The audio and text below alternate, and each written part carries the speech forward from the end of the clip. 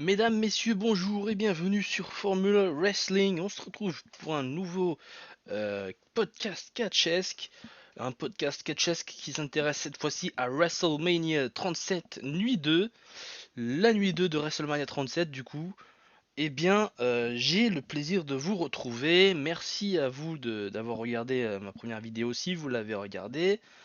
Celle où je parle bien évidemment de WrestleMania 37 Nuit 1.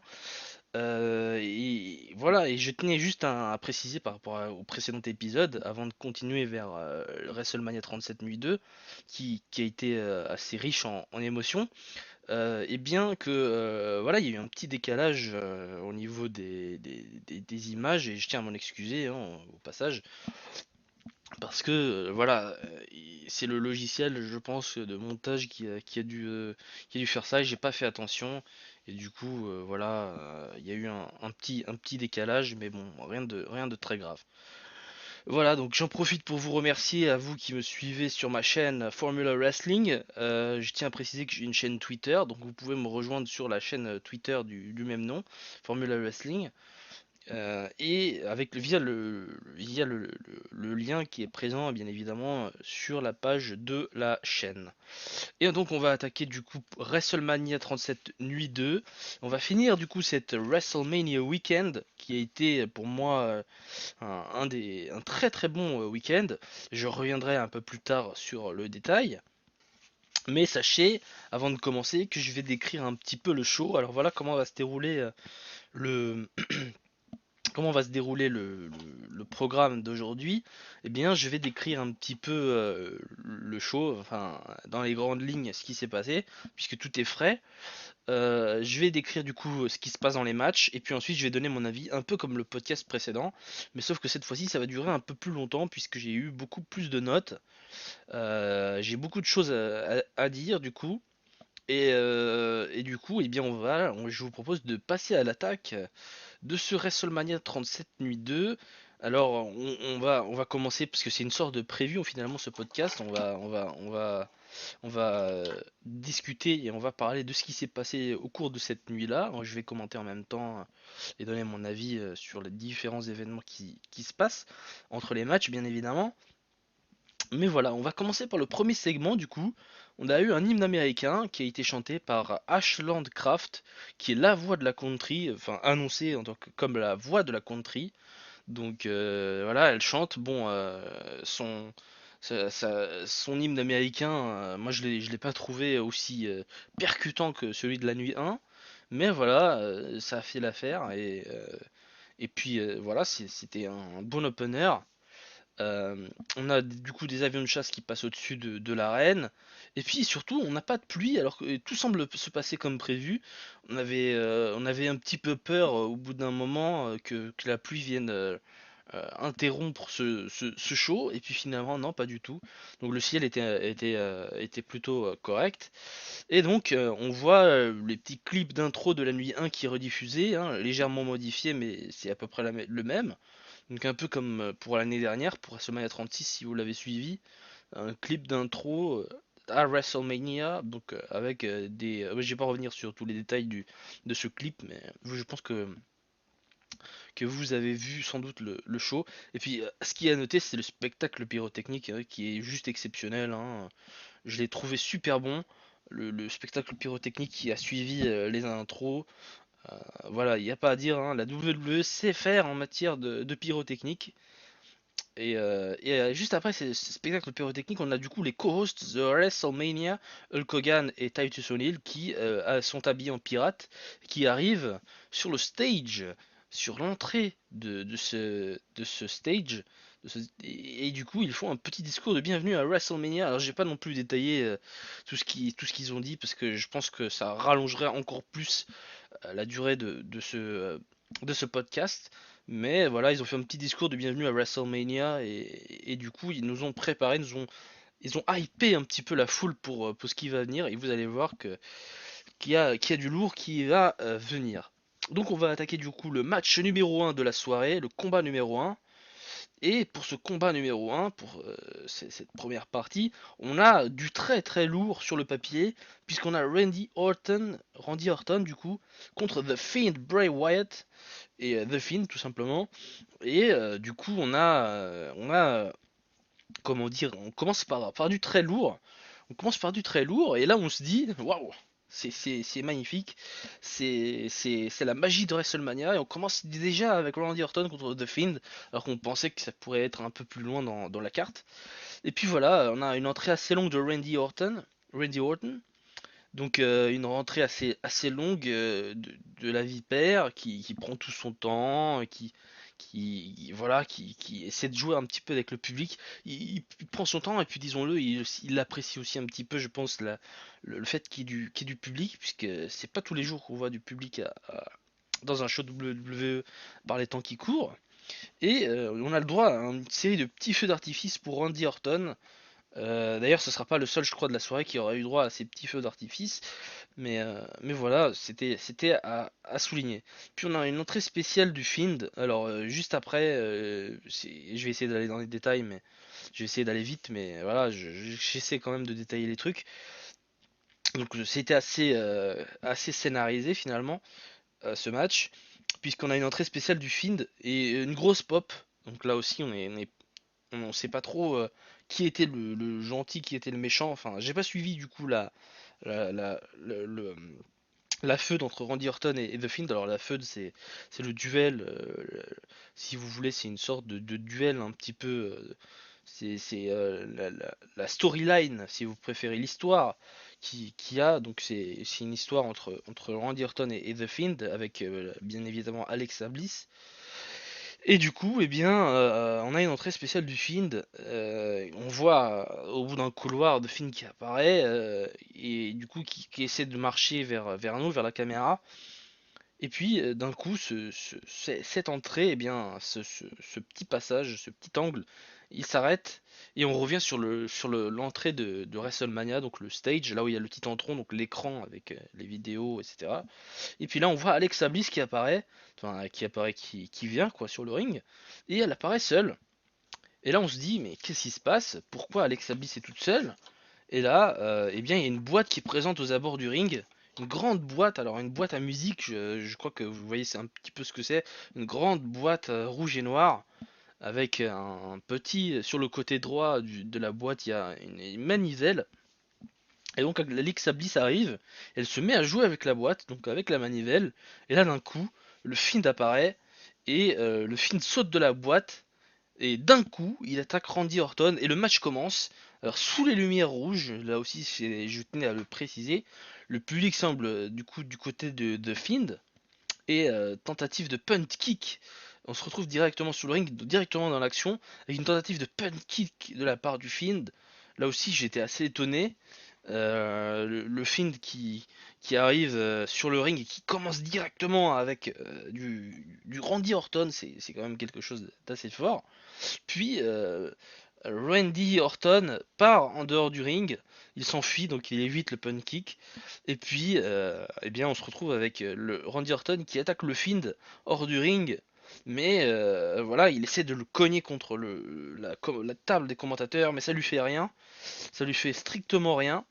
Retour sur le ring ensuite, l'action s'accélère, donc Randy Orton qui enchaîne avec les DDT depuis la deuxième corde, et eh bien après que ce rythme se soit accéléré, on a Randy Orton qui semble reprendre le dessus, mais le Fiend reprend tout de suite après avec une clothesline et met Randy Orton au sol, puis le Fiend se réveille, enfin est renvoyé hors du ring, pardon, par Randy Orton. J'ai essayé de prendre des notes en fonction du combat. Il revient ensuite et est attaqué par Randy Orton avec un nouveau DDT, puis dans les cordes, depuis les cordes, pardon, il sourit, Randy Orton. Donc il réussit à faire ce qu'il veut de Fiend. Il continue à enchaîner ses DDT depuis la deuxième corde. Et puis ensuite, il arrive à un moment où Randy Orton tente le RKO. Cette tentative de RKO est bloquée par le Fiend qui essaie de le Sister Abigail. Je dis bien, il essaie de faire le Sister Abigail, puisqu'ensuite il y a une explosion de feu. Et là, on voit Alexa Bliss qui est assise sur la boîte et se met à saigner. Alors, se met à saigner une texture un peu qui ressemble à du sang, mais en couleur noire. Et du coup, eh bien, c'est un petit peu, c'est la même texture que, si vous voulez, qu'avait vomi Randy Orton lors de la feud entre The Fiend et Randy Orton dans les mois qui ont précédé WrestleMania. Et donc du coup, eh bien, cela distrait le Fiend. Et Randy Orton le remarque, et du coup il fait un RKO et remporte le combat. Alors là, le public, juste avant, crie Holy shit en voyant Alexa Bliss qui est sur le ring en train de saigner. On se dit waouh, incroyable, Alexa Bliss est en train de saigner, il y a quelque chose, tout est fait pour que le film gagne, peut-être, on sait pas. Le public en tout cas le pense. Et puis finalement, Randy Orton arrive et fait un RKO et gagne le match contre un petit peu l'avis du public, puisque voilà, le public manifestera son mécontentement. Du coup, Randy Orton, il part juste après la victoire. Et là, le Fiend se retourne vers Alexa Bliss. Et là, on a assisté à une scène un peu étrange. Les deux se regardent, les lumières s'éteignent, et puis le Fiend n'est plus. Le Fiend et Alexa Bliss sont partis. Il n'y a plus rien. Et là, fin du match. Fin du match. Voilà, voilà pourquoi j'ai voulu vous décrire un petit peu ce qui se passe au cours des matchs, parce qu'après je vais donner mon avis et il est important d'avoir un petit peu quelque chose, quelques matières un petit peu à parler des matchs.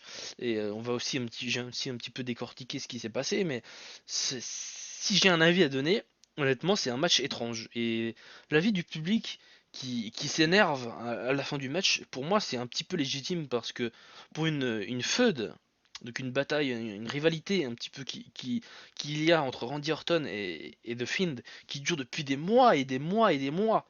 On arrive à WrestleMania, le show des shows, le greatest stage of them all, le plus grand stage de tous, le plus grand pay-per-view de l'histoire de la WWE. Euh, on arrive au summum du summum du catch et du sports entertainment plutôt, parce que c'est un petit peu ça que la WWE promeut. Et on arrive à ce niveau-là, il y a du public, le retour du public, c'est incroyable, c'est une soirée incroyable. Et puis on se retrouve avec une fin comme ça. Honnêtement, moi je trouve ça assez étrange.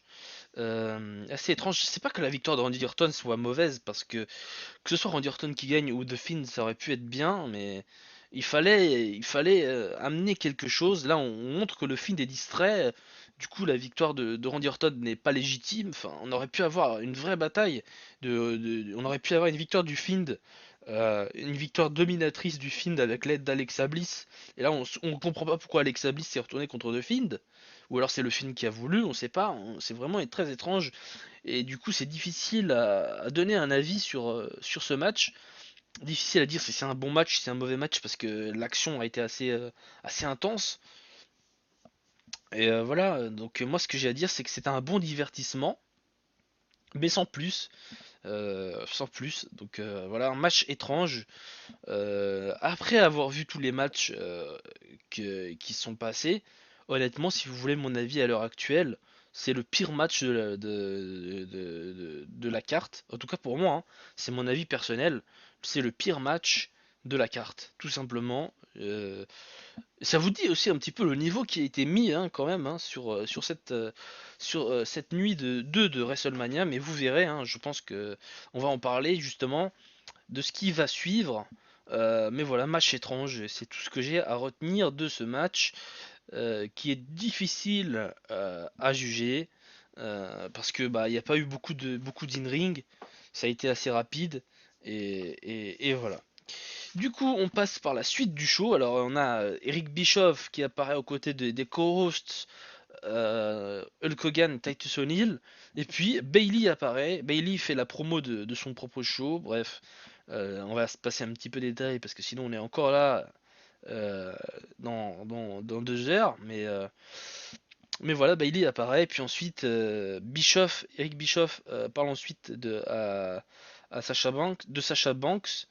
Voilà, il dit en gros que le combat entre Sasha Banks et Bianca Belair était extraordinaire.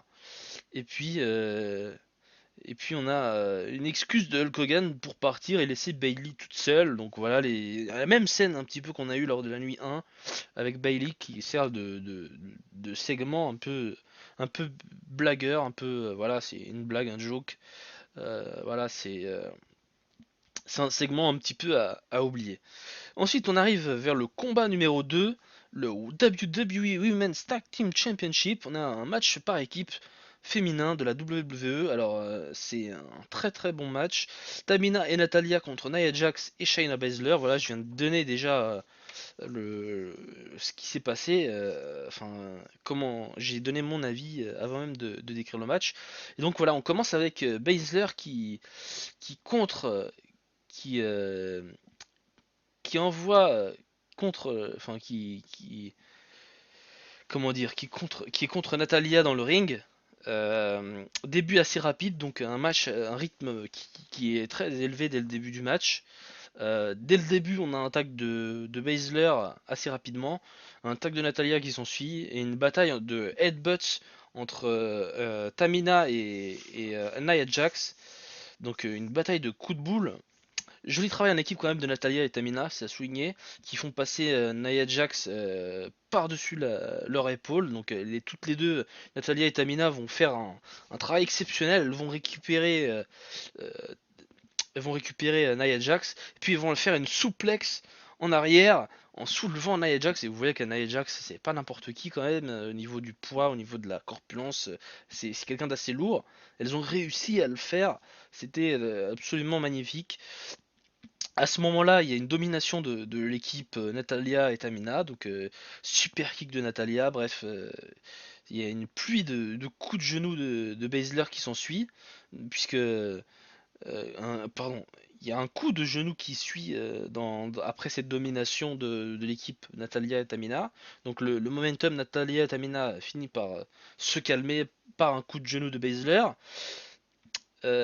Puis les deux superstars restent au sol et ensuite on se retrouve avec une action en dehors du ring avec Nia Jax qui attaque Tamina et puis ensuite juste après cette attaque en dehors du ring on a un retour, cette fois-ci une domination de l'équipe Nia Jax et Shayna Baszler, donc il y a de l'action sur le ring et ça, la domination, le momentum change assez rapidement de camp.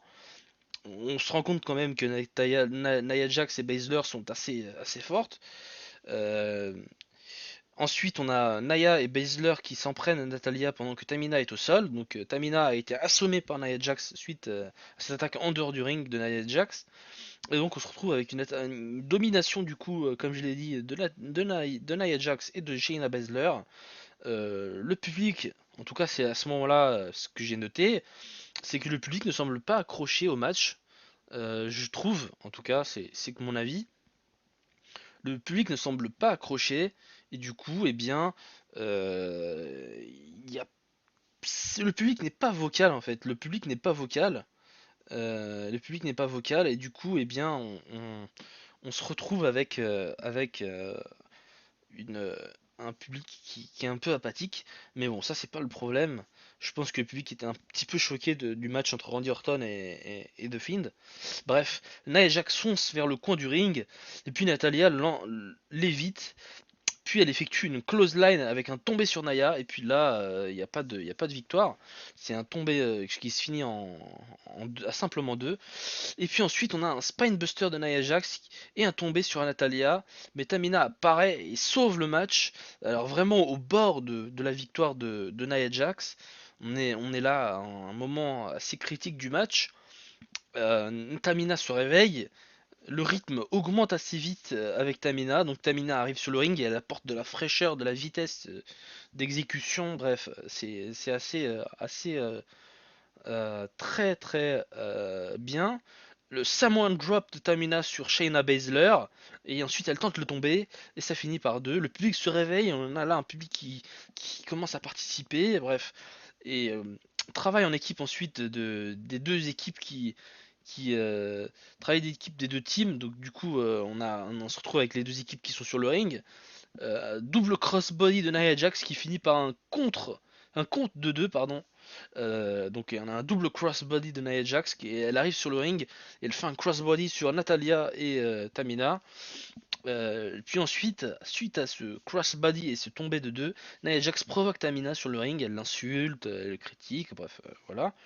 Et celle-ci se rebelle, donc Tamina se rebelle et fait un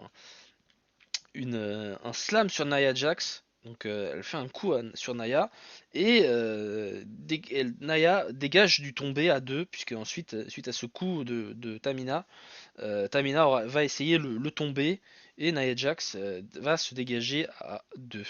Après cela, le rythme se calme, donc on a eu quand même une activité assez intense sur le ring. Et il reprend avec un tag sur Baszler, un tag de Nia Jax sur Baszler. Natalia tente le sharpshooter et Baszler intervient.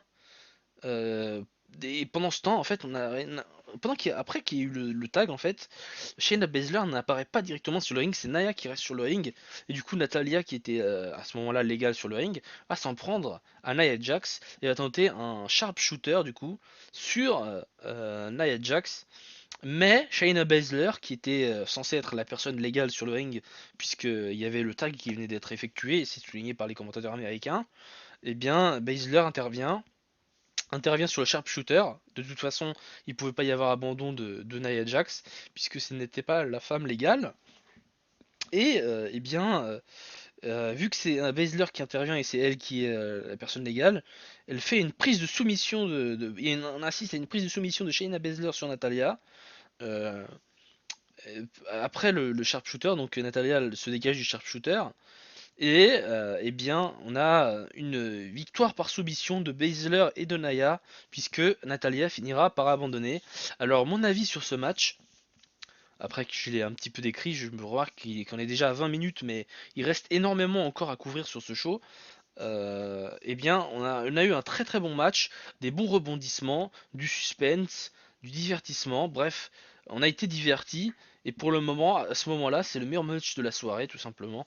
Un très très bon travail de la part de ces deux équipes.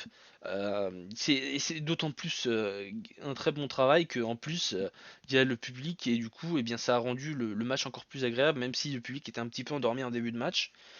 Mais voilà, donc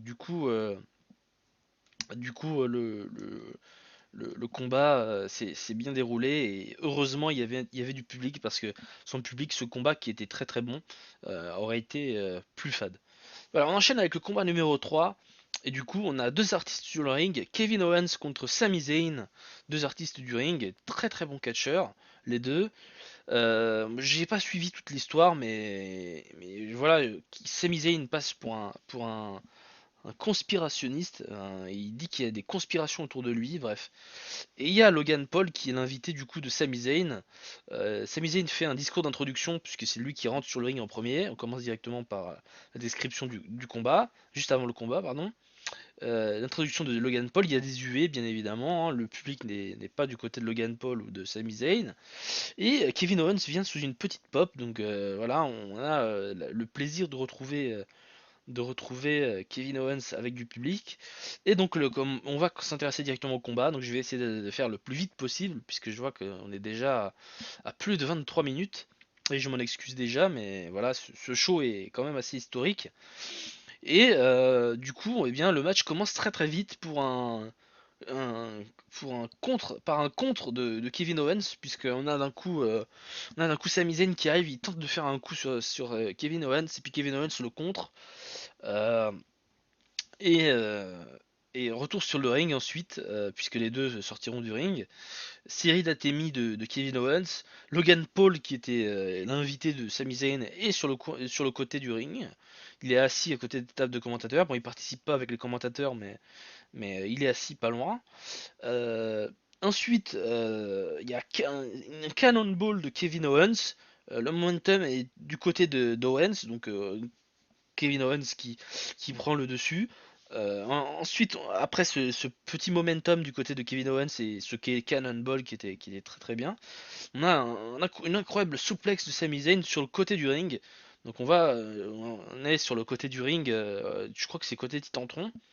Et on a Sami Zayn qui fait une incroyable souplex. Alors là, on se dit, oh là là, c'est très violent sur Kevin Owens. Et on se dit, il a dû lui faire très très mal. Euh, et bien, Kevin Owens finit par se relever. Et il y a un retour des deux superstars sur le ring, puisque les deux finiront en dehors du ring suite à cette souplex. Euh, c'est un incroyable souplex de Sami Zayn sur le côté extérieur du ring, en fait, c'est sur le bord du ring, si vous voulez, à côté des cordes, et dans le coin, et les deux superstars finiront par tomber. Retour sur le ring, et le momentum change de camp. C'est Sami Zayn qui est à l'avantage. Blue Thunder Bomb incroyable de Sami Zayn. Là encore, on enchaîne avec une superbe prise de Sami Zayn. Alors je peux pas vous décrire parce que si je vais décrire à chaque fois la prise, ça va durer encore plus longtemps ce podcast. Mais on a un Blue Thunder Bomb incroyable. Et puis ensuite, suite à cette Blue Thunder Bomb, Kevin Owens se relève et on a un échange de coups sur le coin du ring entre les deux. Puis Kevin Owens fait un splash après avoir envoyé Sami Zayn au sol. Donc il envoie Sami Zayn au sol et fait un splash. Et depuis le coin du ring d'ailleurs. Puis suite à ce splash, on a une incroyable prise de Kevin Owens sur Sami Zayn. Une incroyable un incroyable prise de catch de Kevin Owens. Alors, je ne peux pas résumer ni décrire ce qu'est la prise parce que j'ai fait le- j'ai pris les notes en cours de match, mais bah, c'était un match très technique à ce moment-là. On enchaîne avec une Blue Thunder Bomb encore répétée. Sami Zayn qui reprend après le dessus encore. Donc on a le momentum qui change à chaque fois. Enchaînement de prises de catch assez techniques de la part des deux superstars. Et puis on a le public qui commence à chanter This is awesome. Là encore, le public se fait entendre. Et voilà, je suis du côté du public finalement. Parce que ce match c'est du vrai catch. Je vais donner mon avis juste après. Mais c'est incroyable quand même comme match. C'est à voir et revoir. Encore une superbe prise de Kevin Owens pour finir le match. Un suplex depuis la troisième corde. Un suplex et puis deux super kicks. Pour finir, deux super kicks et un stunner. Deux super kicks. Du coup, après le suplex depuis la troisième corde, Kevin Owens arrive, fait deux super kicks à Sami Zayn, et puis le relève. Et puis on a une petite scène entre les deux. Enfin, Kevin Owens se met à parler à Sami Zayn, et puis il lui fait un stunner sous la pop du public. Et puis victoire de Kevin Owens à compte de 3 1 2 et 3. Et donc, du coup, mon avis, euh, mon avis sur ce match, en fait, il est assez simple. Je pensais que c'était un match vu et revu. Oui, et du coup, j'étais pas très hypé pour ce match entre Kevin Owens et Sami Zayn. C'est vrai que la feud n'était pas extraordinaire. Les deux hommes se connaissent depuis des années. Ça fait des années, c'est du réchauffé. Les rivalités Kevin Owens, Sami Zayn, il y en a toujours eu. Enfin, il y en a souvent eu plutôt. Pas toujours, mais il y en a eu souvent. Notamment à NXT. Puis ensuite, quand ils sont arrivés au roster principal. Donc c'est une rivalité qui existe depuis déjà un moment. Surtout que c'était des meilleurs amis, ils sont toujours meilleurs amis dans la vraie réalité, je crois. Et deux superstars qui sont représentants de la francophonie, mesdames et messieurs, puisque les deux sont originaires du Québec, c'est deux francophones, je crois. Sami Zayn et Kevin Owens, et deux francophones. Donc du coup, voilà, on a deux beaux représentants de la francophonie. Mais pour en revenir à ce que je pensais du match, eh bien, je pensais au tout début à du vu et du revu. Euh, donc avant le match, je me dis bon bah Kevin Owens, Sami Zayn, c'est des très bons techniciens, mais on a déjà vu et revu ce match, donc ça va être sans doute redondant. Et puis finalement, j'ai été très surpris. C'était un excellent match, encore un, puisque le match précédent était très très bon, donc la barre avait été mise assez haut par le tag team féminin qui précédait. Et puis on a eu du très très très très bon in-ring. Et voilà, et ce match a été vraiment incroyable. On n'a pas vu le temps passer là aussi. Donc rien à dire. C'était un excellent match et qu'on a assisté. Voilà, c'est un match à voir et revoir. Pour moi, le match de la nuit à ce moment-là. À ce moment-là, ça a un petit peu surpassé le match précédent entre Shayna Baszler et Nia Jax contre Natalia et Tamina, parce que c'était beaucoup plus technique, beaucoup plus vif, euh, et, et on s'y attendait pas, puisque ça aurait très bien pu finir du côté de Sami Zayn par une victoire. Donc voilà, on a Kevin Owens qui est confirmé. Et ça a été un très très bon match. Ensuite, on a un après-match. Alors, on a Logan Paul qui arrive sur le ring pour féliciter Kevin Owens. Sami Zayn qui était KO était en train de se relever. Il arrive, il se lève et il empêche Logan Paul d'aller féliciter Kevin Owens. Il lui dit non, non, mais attends, c'est mon adversaire, c'est mon rival, qu'est-ce que tu vas faire? Et puis il se fait pousser par Logan Paul sous les huées, puisque le public n'aime pas Logan Paul apparemment. Donc Logan Paul pousse Sami Zayn sous une pluie d'huées. Euh, Kevin Owens, bien évidemment, n'est pas du côté de Logan Paul non plus. Et il arrive et il fait un stunner à Logan Paul sous le pop du public.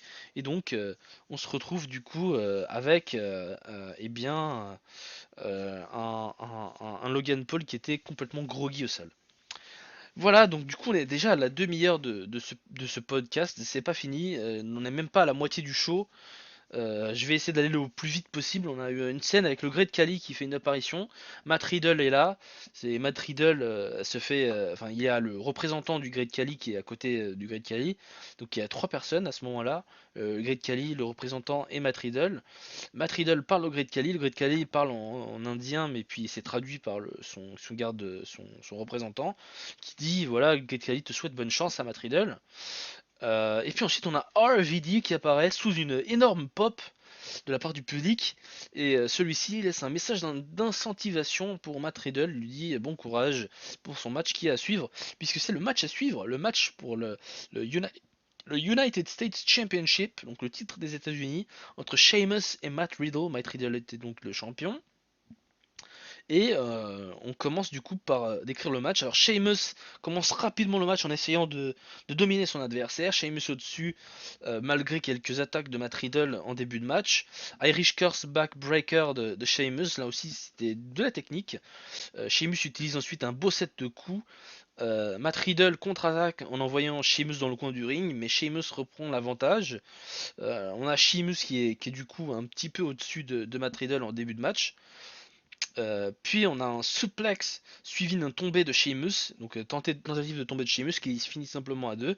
Matt Riddle qui fait un énorme belly to belly suplex depuis le coin du ring, depuis la troisième corde, pardon, du coin du ring. Enfin, vous voyez, c'était sur le coin du ring, là où il y a les poteaux. Et après cela, eh bien, Matt Riddle reprend le momentum avec une souplex et un tombé mais qui ne finira pas à plus de 2. Sheamus sur Riddle, ensuite Sheamus arrive, il fait un bro kick sorti de nulle part, puis tente un tombé et enchaîne un Alabama Slam, puis un tombé. Et là encore, les deux tombés se finiront à 2. Donc on a un match qui commence sur les chapeaux de roue qui va assez vite, c'est percutant. Matt Riddle qui reprend le dessus suite à cette série de tombées et d'attaques de Sheamus par une série de prises spectaculaires de la part de Matt Riddle. Matt Riddle qui est vraiment une surprise pour moi. Je m'attendais pas à ce niveau de catch, mais pour ceux qui le suivent depuis NXT, je pense que ça doit être quelque chose d'assez normal. Ensuite, on a un reverse armbar de Matt Riddle, mais Sheamus contre-attaque et puis tente le tomber. Matt Riddle contre après ce tombé avec une prise de soumission. Là aussi, je ne peux pas décrire la prise de soumission puisque je ne la connaissais pas, mais une belle prise de soumission. Pas beaucoup de perte de rythme sur ce match, honnêtement, hein. Le match est fluide. White Noise ensuite de Sheamus puis descendre du genou depuis le bout du coin du ring. Série de contre qui s'ensuit après cette attaque. Bon, il y a eu un petit botch entre temps, juste avant le White Noise, mais bon, ça, on va pas s'y attarder. Euh, et du coup, voilà, série de contre entre les deux hommes. Et puis un brogue kick de Sheamus alors que Matt Riddle était en l'air. On arrive sur la fin du match, du coup. Matt Riddle était sur la troisième corde, il allait faire un saut.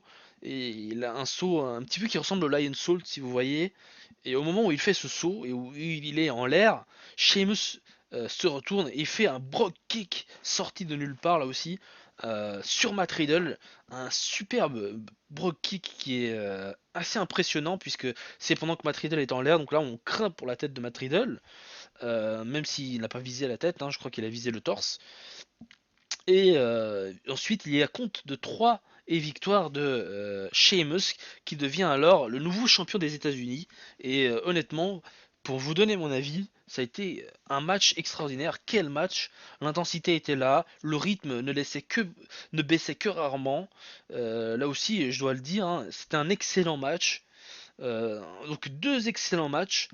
Et difficile de juger pour l'instant le match de la soirée à ce moment-là. Mais voilà, c'était deux excellents matchs. En fait, même trois, puisque le match tag team féminin était aussi un très très bon match. Donc voilà, un très bon match, deux excellents matchs et un match un peu moyen. Voilà un petit peu l'état de quel était WrestleMania après ce combat numéro 4.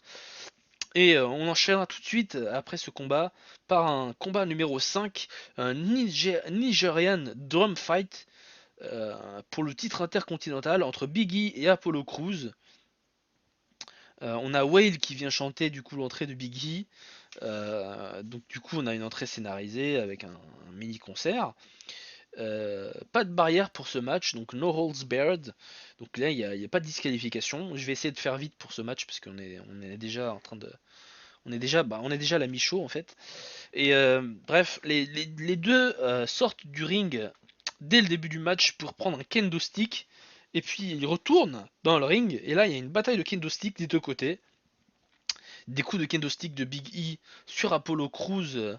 Après cette bataille de kendo stick, Big E prend le dessus. Big E prend le dessus sur le match. Il se sert d'objets hors du ring. Donc là, il prend des kendo sticks, il prend d'autres objets. On a Apollo qui fait un Death Valley Driver sur Big E sur le côté du ring. Bref, Apollo Crews utilise les escaliers en acier pour écraser Biggie, mais là aussi Biggie l'évite, donc on a un coup où Biggie était allongé comment dire, sur un des escaliers en acier, une partie des escaliers en acier, puis on a Apollo Crews qui était au niveau du ring avec la deuxième escalier en acier qui était prêt à écraser Biggie avec son escalier en acier. Il le prend dans sandwich du coup entre les deux escaliers en acier. Et je sais pas si je l'ai bien décrit, mais en tout cas c'est comme ça que ça s'est passé. Et Biggie l'évite. Ensuite, on a une suplex sur les escaliers d'acier par Biggie sur Apollo. Euh, on a un moment un petit peu du match où Biggie veut utiliser une table.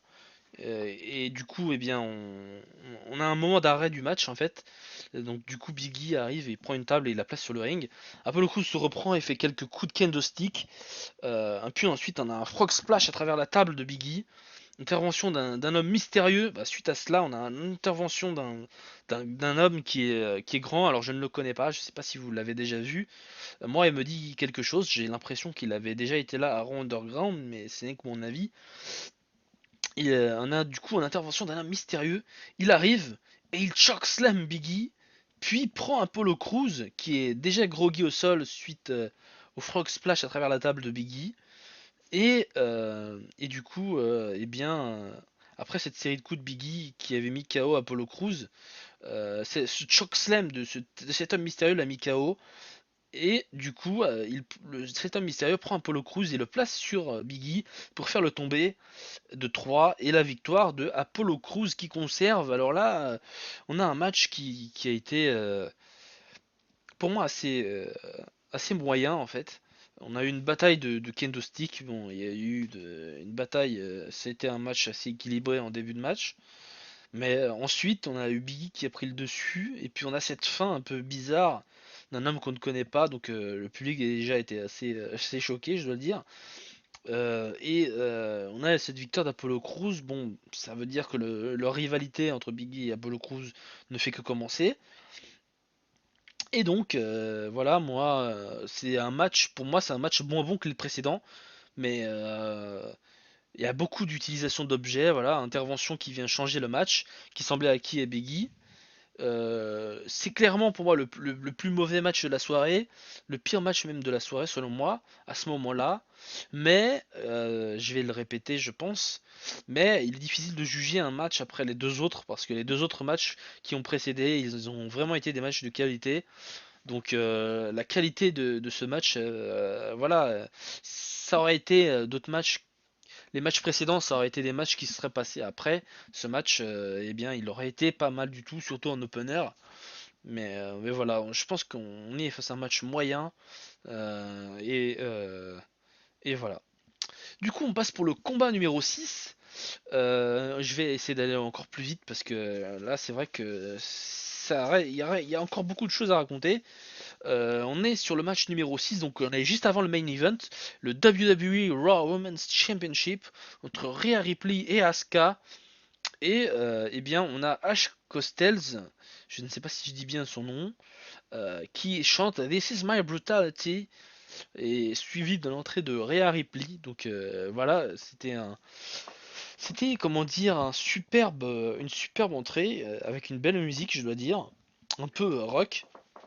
Et bah, excusez-moi pour le bruit, c'est ma chaise.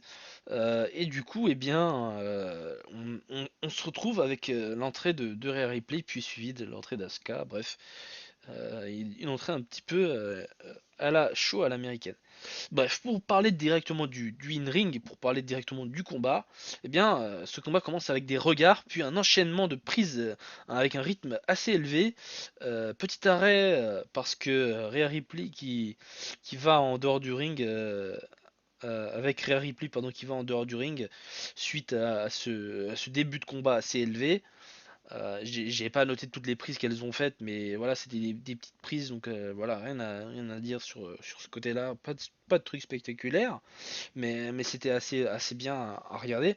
Euh, Suite à cette sortie de ring de Rhea Ripley, on a Asuka qui revient à la charge, le momentum change pour Rhea Ripley, variété de prises, rythme plus lent à suivre, attaque au sol de Rhea Ripley, puis un drop kick parfaitement exécuté. Puis on a une série de 3 clotheslines de Rhea Ripley. Asuka qui profite pour faire une prise de finition. Rhea Ripley s'en sort, puis enchaîne quelques prises pour le tomber. Là aussi, le tomber ne finira qu'à 2. Momentum ensuite du côté de Rhea Ripley. Impressionnant missile drop kick de Asuka sur Rhea Ripley pour arrêter un petit peu ce momentum qui était du côté de Rhea Ripley. On a un momentum qui change à chaque fois. Euh, on a une série de coups de Asuka pour un tombé là aussi à 2. On a un dropkick de Rhea Ripley ensuite qui envoie Asuka qui était sur le coin du ring vers le sol en dehors du ring. Et ensuite on a un superbe DDT de Asuka depuis le côté du ring, donc là aussi côté Titantron, donc le côté de l'écran, vers la sortie, vers l'entrée plutôt vers le ring. On a Asuka qui arrive et qui prend Rhea Ripley sur le côté du ring et elle lui fait un DDT et les deux tombent au sol. Et du coup on a un moment d'arrêt sur ce match. Suite à cela, on a un retour sur le ring des deux femmes. Asuka avec des kicks, ça part vers des attaques de Rhea Ripley ensuite.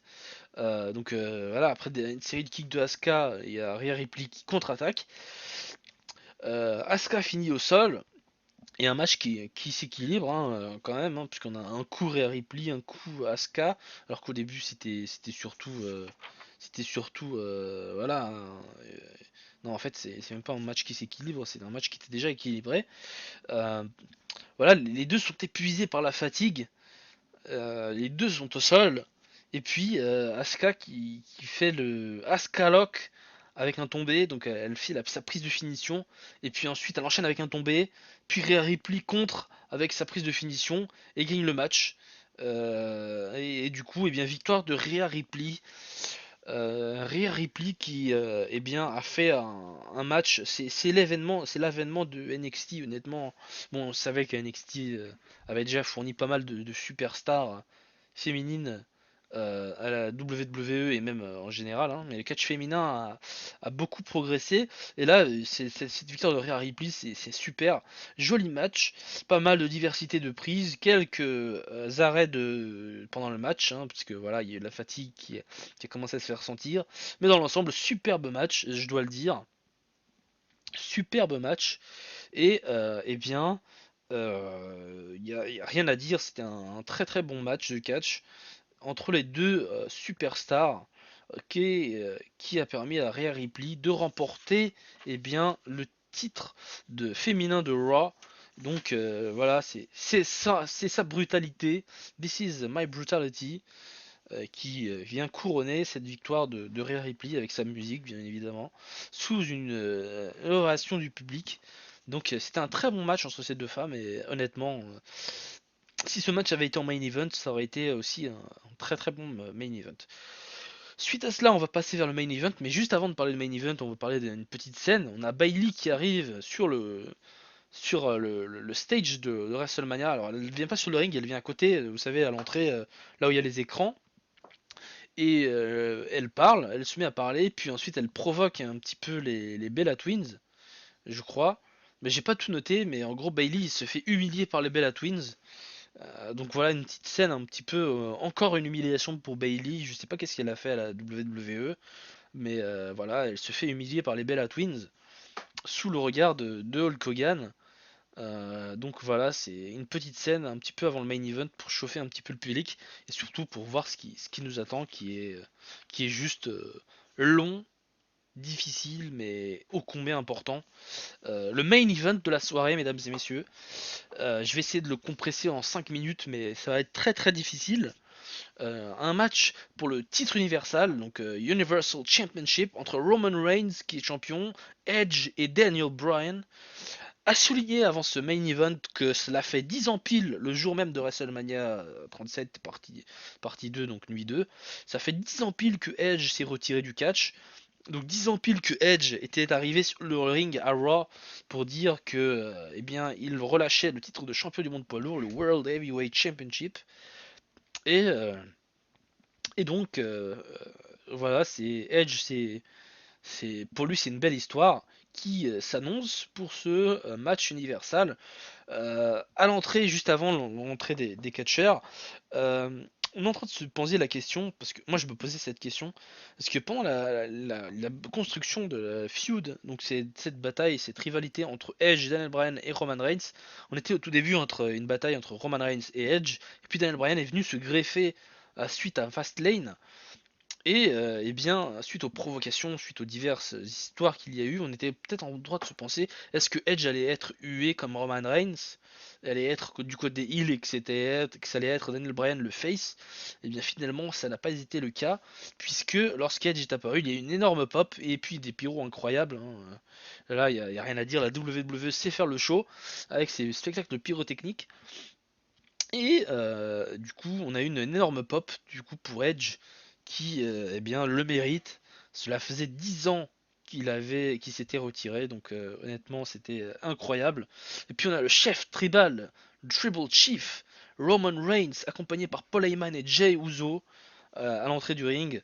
Là aussi, Roman Reigns qui n'était pas tout seul, accompagné avec un petit collier de fleurs un petit peu samoan, un petit collier de fleurs samoan. Voilà, donc pour symboliser un petit peu ses origines, et c'était pas le seul puisque Paul Heyman et Jey Uso en avaient aussi. Voilà. Et puis l'entrée de Daniel Bryan était assez discrète, bon avec des yes chants là aussi. Et voilà. C'était tout pour les entrées. Là, on va passer directement à l'action. On va parler du match, on va parler du combat. Je me rends compte qu'on est déjà à 47 minutes, 48 même de podcast. Et je suis bientôt à la fin. Ne vous inquiétez pas. Bref, on commence par une attaque de Reigns sur Daniel Bryan, puis sur Edge. Il contrôle, le champion universel contrôle le combat dès le début.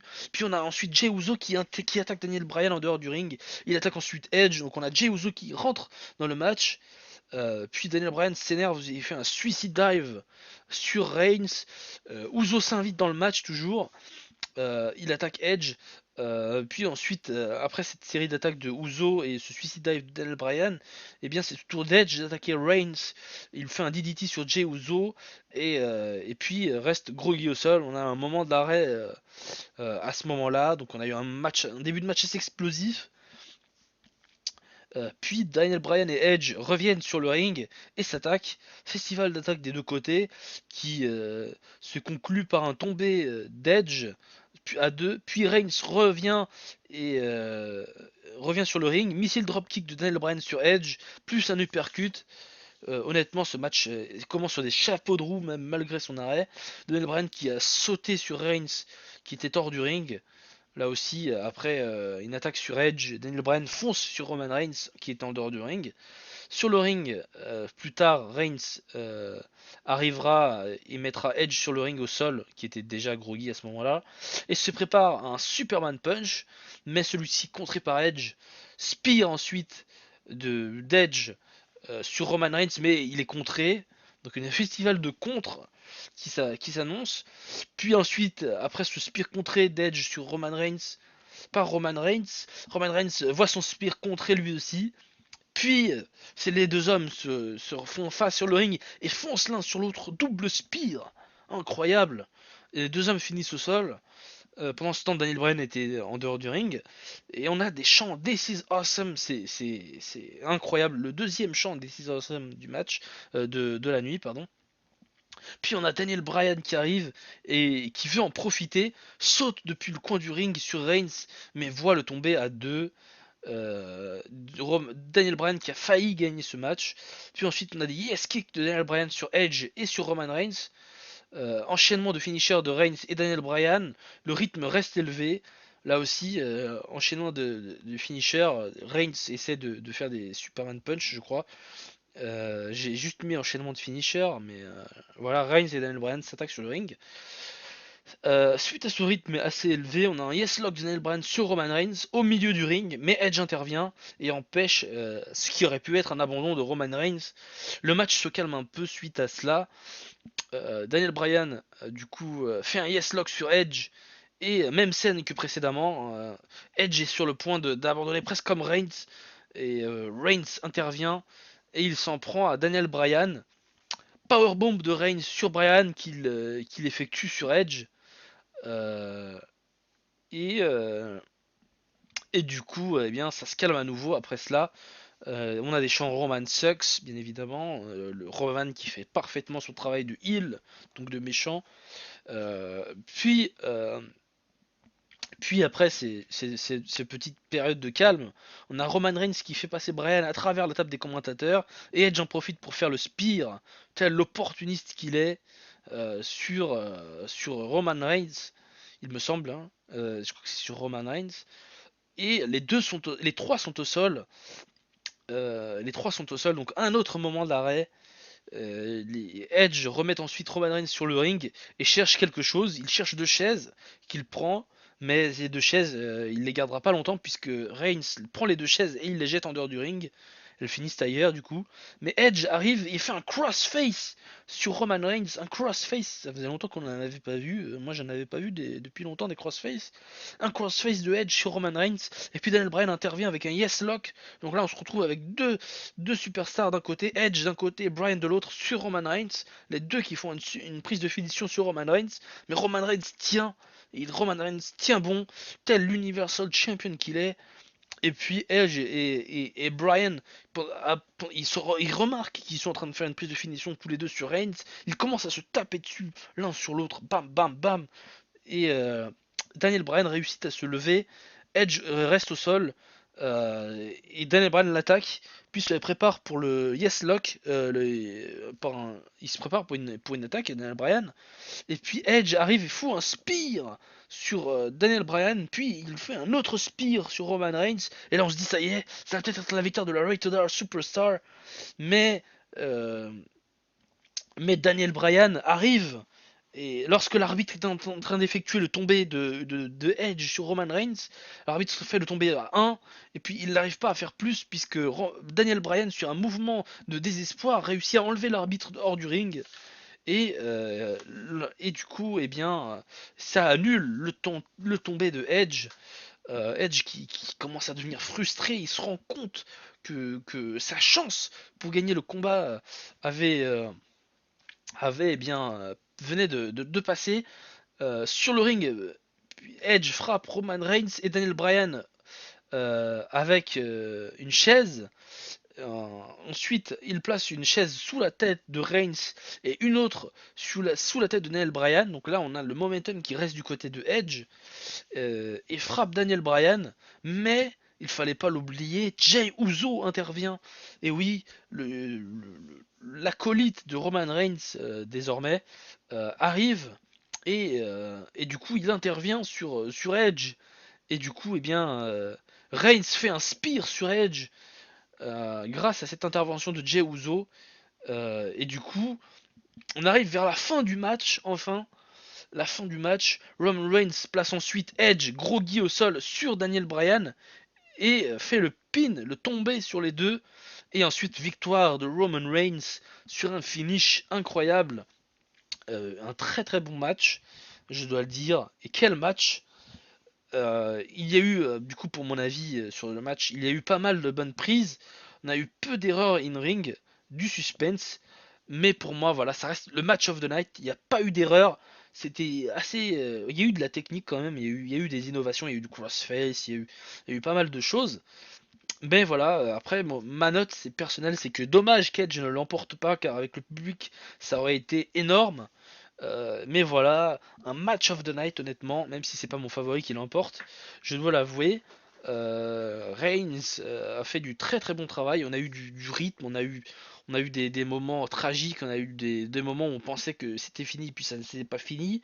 On a eu des rebondissements, on a eu de la technique quand même, faut l'avouer, puisque on a Daniel Bryan qui est un très bon technicien, on a Edge qui est très très bon quand même, hein. Edge malgré l'âge, malgré le fait qu'il soit resté 10 ans, 9 ans pardon, hors des rings. Et puis on a un Roman Reigns qui s'est attaqué. Bon, on a eu quand même un festival de spears sur ce match. On a eu pas mal de spears, mais voilà, je pense que ces spears-là racontaient une histoire. Ils racontent une histoire. Les deux hommes, Reigns et Edge, maîtrisent ce finisher à la perfection. Et voilà, et donc pour moi c'est le match of the night pour les rebondissements qu'il y a eu, un peu moins pour la technique parce que si on se penche sur le reste des autres matchs qu'il y a eu, effectivement il y a eu des, euh, des matchs où il y a eu plus de technique, je pense notamment à Sami Zayn contre Kevin Owens, c'était un match très technique, mais voilà, un superbe match qui vient clôturer une soirée incroyable comme une cerise sur le gâteau. Et oui, je vais aller sur cette phrase. J'ai donné mon avis sur le show du coup, après cet avis sur le match, pour en finir avec ce podcast. Eh bien, ce show, c'était la cerise sur le gâteau tout simplement. On a eu un show avec des matchs meilleurs que la nuit 1. Et Dieu croyez-moi que la nuit 1 c'était un superbe show. Et bien, la nuit 2 nous a prouvé qu'il était possible de faire mieux que la nuit 1. Et du coup, le main event, hein, quel match! On a eu beaucoup d'actions, des rebondissements, bref, un show comme on n'en avait pas eu depuis longtemps.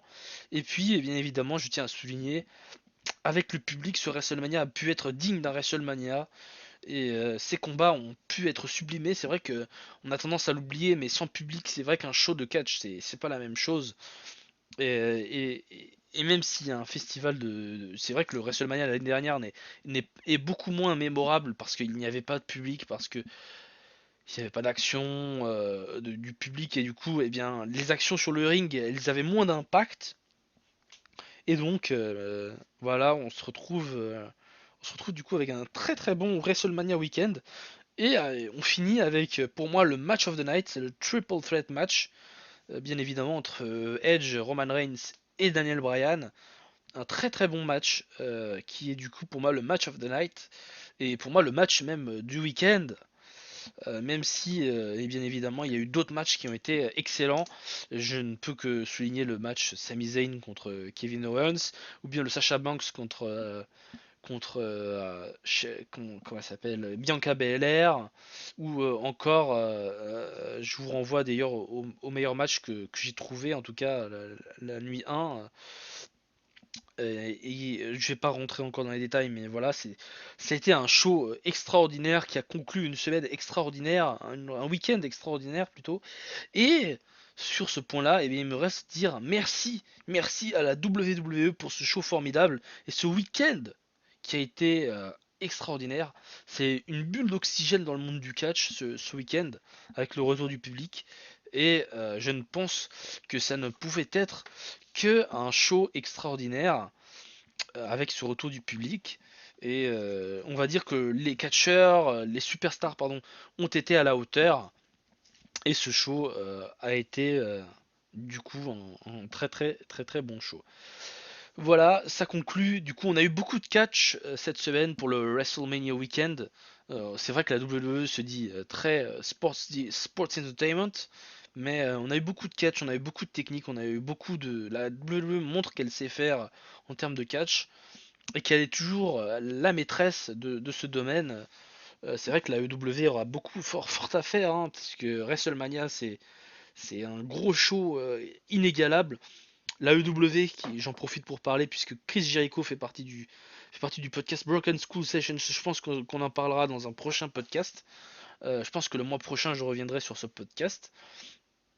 Et donc, voilà, la WWE montre qu'elle sait faire du catch, et enfin qu'elle sait produire un show de catch, puisque là, on a eu beaucoup de catch digne d'un match, d'un show de catch classique, quoi, hein, avec beaucoup d'action, beaucoup de techniques, beaucoup de choses. Et la EW qui fait un produit sincèrement différent, puisque le E se concentre vraiment sur le catch, et bien je pense qu'ils auront beaucoup à apprendre de ce WrestleMania. Vincent Kennedy McMahon nous a prouvé que la WWE était toujours là, était toujours présente, était toujours capable de faire un show digne de ce nom, et elle répond au tac à tous ceux qui doutaient de ses capacités à produire un show, et elle montre que si on lui laisse la capacité d'inviter du public, elle peut faire le show, et voilà, donc on finit sur un spectacle pyrotechnique de ce WrestleMania et ce week-end qui a été pour moi un très bon week-end. Voilà, c'est tout pour ce podcast catchesque. J'espère que vous avez apprécié ma petite compagnie. Moi, j'ai adoré vous faire ce podcast qui a duré déjà 1 heure. C'est vrai que c'est pas mal, mais il y avait tellement de choses à dire que c'était incroyable. Voilà, on a vécu un très très bon week-end. Et si je dois noter sur une échelle de 5 ce week-end, je donne 5 sur 5 à ce WrestleMania, 5 étoiles sur 5. Cette nuit 2, je lui donne 5 étoiles, honnêtement. Un show à la hauteur de ce qu'on attendait, à la hauteur de la hype qui s'était créée. Et voilà. Donc pour en revenir au programme de la semaine, du mois prochain plutôt, parce que c'est pas la semaine prochaine que je vais sortir le prochain podcast, mais le mois prochain, eh bien sachez que le mois prochain, je sortirai du coup un podcast sur cette interview de Chris Jericho au Broken School Sessions de Stone Cold Steve Austin. Donc on reviendra un petit peu sur ce qu'a dit sur ce programme qui dure 2 heures. Si vous ne l'avez pas vu, je vous invite à le regarder sur le WWE Network, le WWE Network. Euh, et donc du coup, eh bien, on se retrouve le mois prochain pour un autre podcast catchesque.